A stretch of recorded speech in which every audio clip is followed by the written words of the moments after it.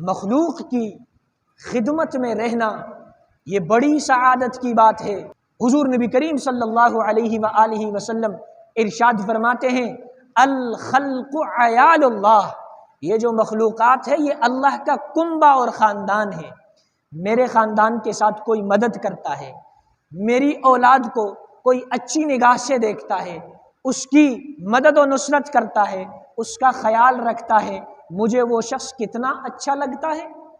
اسی طرح یہ تمام مخلوقات اللہ رب العزت کا کنبہ اور خاندان ہے، انہیں جو اچھی نگاہ سے دیکھتا ہے، ان کی جو خدمت کرتا ہے، وہ اللہ کی نگاہ میں کتنا بلند ہوگا۔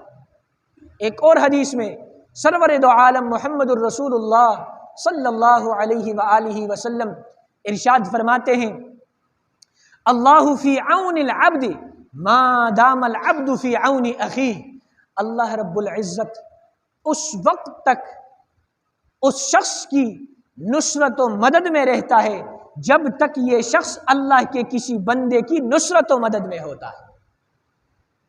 کتنی بڑی بات ہے، کتنی بڑی بات ہے۔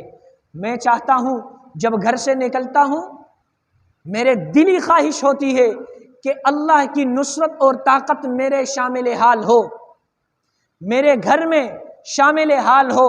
میرا بچہ اسکول، کام، کالج، یونیورسٹی کے لیے جاتا ہے، اس کے ساتھ اللہ کی نصرت شامل حال ہو۔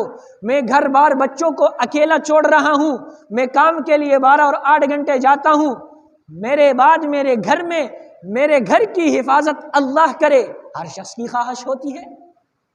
آسان طریقہ اللہ رب العزت کے محبوب پیغمبر نے فرمایا کہ ہم کسی نہ کسی غریب مسلمان کی نصرت و مدد کریں، جب تک ہم اس کی نصرت و مدد میں ہوں گے اللہ ہماری حفاظت کریں گے۔